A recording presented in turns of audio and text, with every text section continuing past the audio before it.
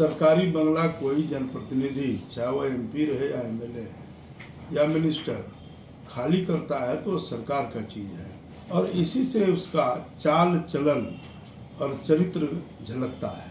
बिहार के पूर्व deputy CM Tejashwi Yadav को भाजपा लगातार घेरने का प्रयास कर रही है। दरअसल बीजेपी ने उन पर उप मुख्यमंत्री आवास, 5 देश रत्न मार्ग के सरकारी आवास से बड़े बेसिन, एसी और टोटी चुरा लेने का आरोप लगाया है। हालांकि तेजस्वी यादव अपने ऊपर लगाए गए इस आरोप का खंडन कर रहे हैं, मगर बीजेपी तेजस्वी यादव के खुलकर मजे ले रही है। इसी कड़ी में अररिया सांसद प्रदीप कुमार सिंह ने भी तेजस्वी पर तंज कसते हुए कहा कि इससे संस्कार झलकता है। सरकारी संपत्ति को भी अपने सामान बताकर लेते चले गए और अगर ऐसा आदमी मुख्यमंत्री बन गया तो पूरा बिहार ही रख लेगा। देखिए, इसमें सियासत की कोई बात नहीं है। सरकारी बंगला का सामान सरकारी होता है और यदि वो बंगला खाली कर रहे हैं आप, तो खाली 2 परिस्थिति में होता है। या तो फिर चुनाव आप हार गए तो खाली होता है, वो सरकार 5 साल के लिए देती है, या उस बंगले के लिए वो अभी उसका वो क्राइटेरिया में उनका नहीं होगा। तो ऐसी परिस्थिति में जब भी सरकारी बंगला कोई जनप्रतिनिधि, चाहे वो एमपी रहे या एमएलए या मिनिस्टर, खाली करता है तो सरकार का चीज है और इसी से उसका चाल चलन और चरित्र झलकता है। तो निश्चित रूप से उसका संस्कार में ही ये बातें हैं। तो आरजेडी का जो संस्कार है यह दिखता है उसमें। शक्ति सिंह जो है लगातार जो बीजेपी पे हमला भी कर रहे हैं कि ये बीजेपी का जो है एजेंडा है और बीजेपी लगातार जो है इस चीज़ों को लेकर झूठ फैला रही है। ये बीजेपी कहा था उसको कि टोटी खोल लो, एसी खोल लो, या उसमें जो है पर्दा खोल लो, सोफा ले जाओ, ये तो बीजेपी ने कहा था।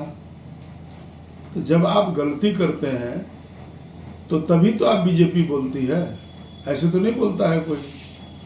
तो इसलिए आप मौका क्यों दिए बीजेपी को बोलने का?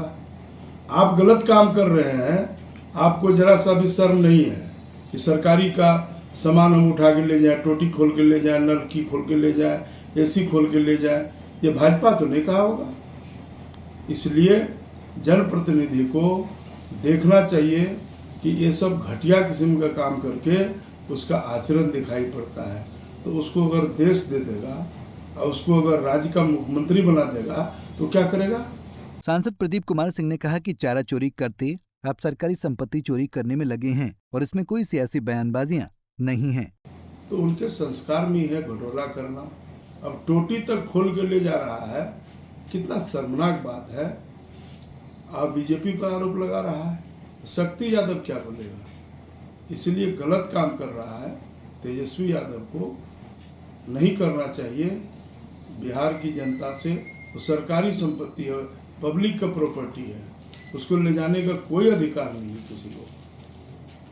इसलिए उनका कार्यशैली से ही ये सब छोटी छोटी बातें करके वो दिखाता है कि हमारा संस्कार क्या है। बिहार में विधानसभा चुनाव अगले साल हैं, लेकिन बीजेपी जेडीयू बनाम आरजेडी का एक दूसरे पर लगातार आरोप प्रत्यारोप ये बताने के लिए है कि चुनाव की कड़ाही चूल्हे पर चढ़ चुकी है। अब देखना दिलचस्प होगा कि आने वाले दिनों में बीजेपी जेडीयू गठबंधन को इससे कितना फायदा मिलता है। अररिया से रजनीश कुमार की रिपोर्ट। हमसे जुड़े रहने के लिए हमारे YouTube चैनल को सब्सक्राइब करें और नई वीडियो की नोटिफिकेशन के लिए बेल आइकॉन को दबाएं। अगर आप ये वीडियो Facebook पर देख रहे हैं तो लाइक जरूर करें और ज्यादा से ज्यादा शेयर करें। धन्यवाद।